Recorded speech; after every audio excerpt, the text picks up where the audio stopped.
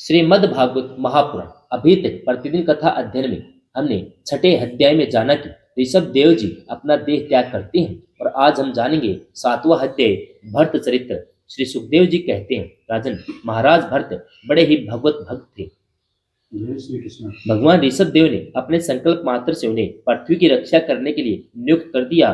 उन्होंने उनकी आज्ञा में स्थित रहकर विश्वरूप की कन्या पंचजनी से विवाह किया। जय श्री कृष्ण। जिस प्रकार तामस अहंकार से शब्द आदि पांच भूत तन मात्र उत्पन्न होते हैं, उसी प्रकार पंचजन्य के गर्भ से उनके सुमति, राष्ट्रभृत, सुदर्शन, आवरण, धूमरकेतु नामक पांच पुत्र हुए, जो सर्वथा उन्हीं के समान थे। इस वर्ष को, जिसका नाम पहले अजनाब वर्ष था, राजा भरत के समय से ही भारतवर्ष कहते हैं। जय श्री कृष्ण। महाराज भरत बहुज्ञ थे। वे अपने अपने कर्मों में लगी हुई प्रजा का अपने बाप दादों के समान सौ धर्म में स्थित रहते हुए अत्यंत वात्सल्य भाव से पालन करने लगे। जय श्री कृष्ण। उन्होंने होता, अधर्वयु, उद्गाता, ब्रह्मा, इन चार ऋतुजों के द्वारा कराए जाने वाले प्रकृति और विकृति दोनों प्रकार के अग्निहोत्र, दर्श, पूर्णमास, चातुर्मास्य, पशु, सोम आदि छोटे बड़े क्रतुओं यज्ञों से यथासमय श्रद्धापूर्वक यज्ञ और क्रतु रूप श्री भगवान का यजन किया।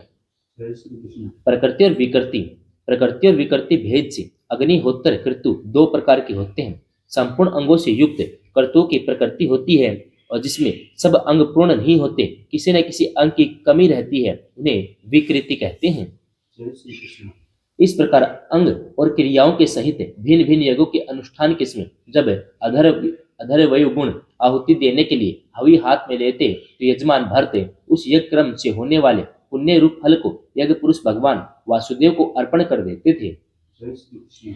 वस्तुतः वे पर ब्रह्मा ही इंद्र आदि समस्त देवताओं के प्रकाशक, मंत्रों के वास्तविक प्रतिपाद तथा उन देवताओं के भी नियामक होने से मुख्य कर्ता और प्रधान देव हैं। इस प्रकार अपनी भगवत अर्पण बुद्धि रूप कुशलता से हृदय के राग द्वेष मलों का मार्जन करते हुए वे सूर्य आदि सभी यज्ञ भोगता देवताओं का भगवान के नेत्र आदि अवयवों के रूप में चिंतन करते थे।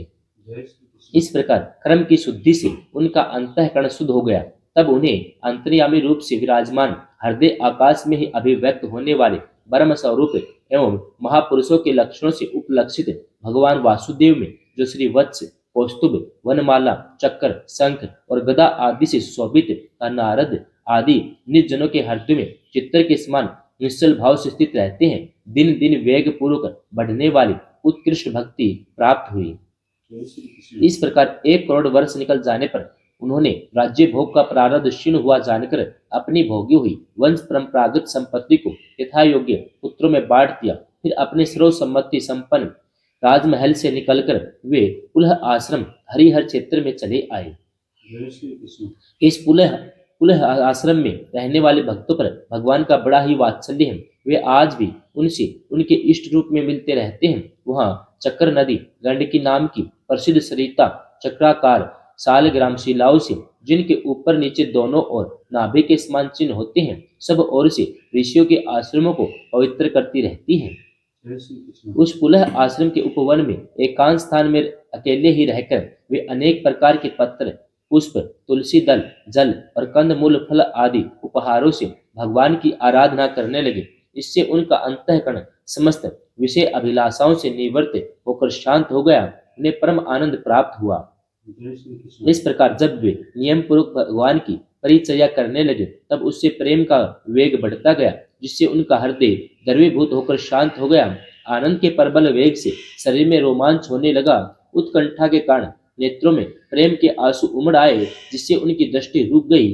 अंत में जब अपने प्रियतम के अरुण चरण अरविंदों के ध्यान से भक्ति योग का आविर्भाव हुआ, तब परमानंद से सरोवर हृदय रूप गंभीर सरोवर में बुद्धि के डूब जाने से उन्हें उसे नियम पूर्वक की जाने वाली भगवत पूजा का स्मरण न रहा। जय श्री कृष्ण। इस प्रकार वे भगवत सेवा के नियम में ही तत्पर रहते थे। शरीर पर कृष्ण मृग श्रम धारण करते थे। त्रिकाल स्नान के कारण भीगते रहने से उनके केस भूरी भूरी घुंघराली लता में परिणित हो गए थे, जिनसे वे बड़े ही सुहावने लगते थे। जय श्री कृष्ण। वे उदित हुए सूर्य मंडल में सूर्य संबंधिनी ऋचाओं द्वारा ज्योतिर्मय परम पुरुष भगवान नारायण की आराधना करते हैं और इस प्रकार कहते हैं, भगवान सूर्य का कर्म फलदायक तेज प्रकृति से परे है, उसी ने संकल्प द्वारा इस जगत की उत्पत्ति की है, फिर वही अंतर्यामी रूप से इसमें प्रविष्ट होकर अपनी शक्ति द्वारा विषय लोलुप जीवों की रक्षा करता है। जय श्री कृष्ण। हम उसी बुद्धि प्रवर्तक तेज की शरण लेते हैं। जय श्री कृष्ण। 7वां अध्याय समाप्त। जय श्री कृष्ण।